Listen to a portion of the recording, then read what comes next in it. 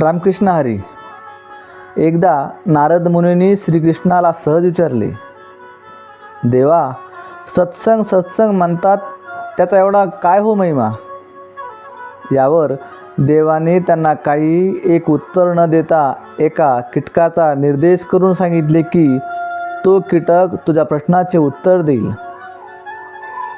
नारद मुनी त्या कीटकाला शोधत नरकापर्यंत गेले आणि त्यांनी त्या कीटकाला विचारले, सत्संगाचे काय फळ आहे, तुला माहीत आहे का? कीटकाने त्यांच्याकडे एक कटाक्ष टाकला आणि तो मृत झाला. प्रश्नाचे उत्तर न मिळाल्याने ते पुन्हा श्रीकृष्णाकडे आले आणि म्हणाले, देवा, तो कीटक तर काही बोलल्याविनाच मृत झाला. आता तुम्हीच उत्तर सांगा. देवांनी नारदांचे म्हणणे ऐकून घेतले आणि ते म्हणाले, तेथे पहा, त्या समोरच्या झाडावर तो एक सरपटणारा प्राणी सरडा आहे. तो तुम्हाला उत्तर देईन. नारद मुनी त्या सरड्याजवळ जाणार त्या अगोदर तो पटकन नारद मुनीच्या पायावर पडला आणि मृत झाला. नारद मुनी पुन्हा श्रीकृष्णाकडे आले आणि म्हणाले, देवा, तो सरडा माझ्या पायावर पडला आणि काही बोलल्याविनाच मृत झाला. आता तुम्हीच उत्तर सांगा.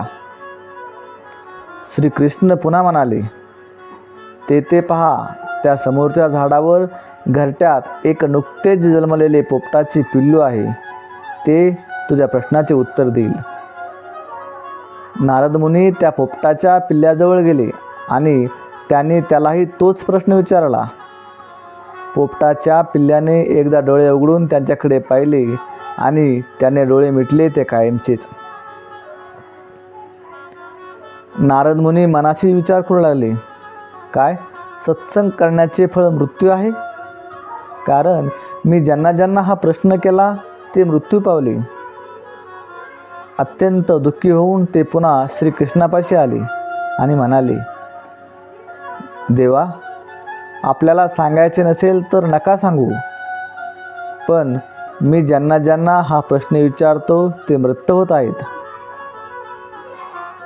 अजून किती जणांच्या हत्येच्या पापाचे धनी मला करणार आहात? तेव्हा देव त्यांना म्हणाले, त्याची चिंता तुम्ही करू नका. तुला खरेच जर या प्रश्नाचे उत्तर हवे असेल तर ते पहा, नुकत्याच तिथे एका गायीच्या बछड्याला जन्म दिलाय. तो बछडा तुझ्या प्रश्नाचे उत्तर देईल. दुःखी अंतकरणाने नारद मुनी तेथे जाऊन त्या बछड्याच्या कानाशी लागून त्याला तोच प्रश्न केला.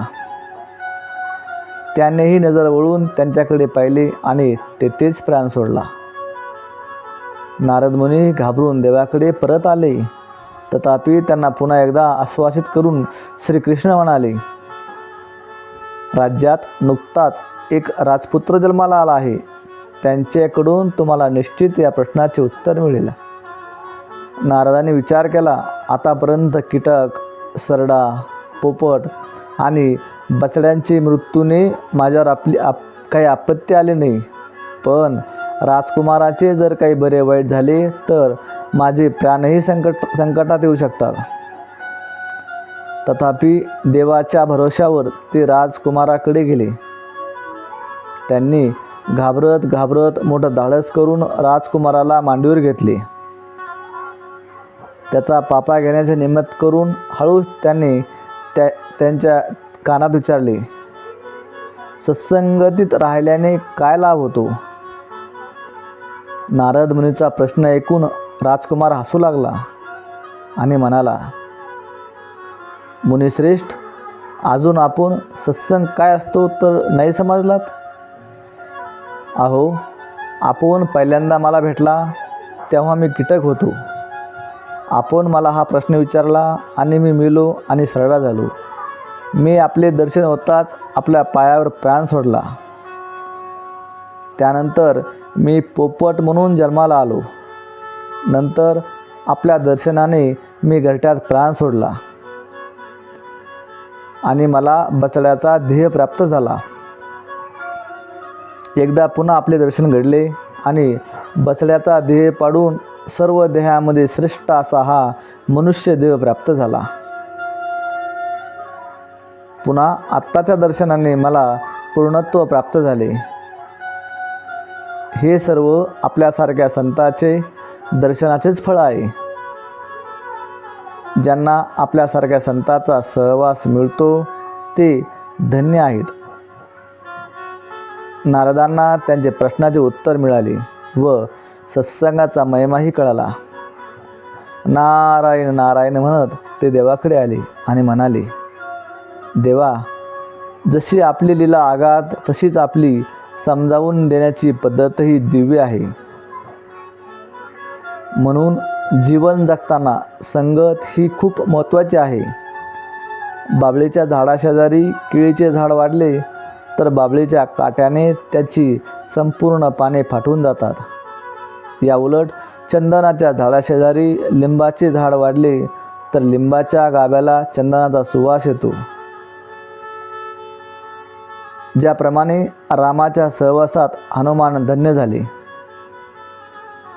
श्रीकृष्णाच्या सहवासाने अर्जुन सर्वश्रेष्ठ योद्धा झाला. या उलट दुर्योधनाच्या सहवासाने भीष्म, कर्ण सर्वश्रेष्ठ असूनही त्यांचा नाश झाला. आपण ज्याच्यासोबत राहतो त्याच्या विचारांचा, राहणीचा, वागणीचा अंमलही आपल्यावर होत असतो. संगतीने विचार श्रेष्ठ अथवा दूषित होतात. म्हणून संगत कशी हवी याचा विचार करावा. रामकृष्ण हरी.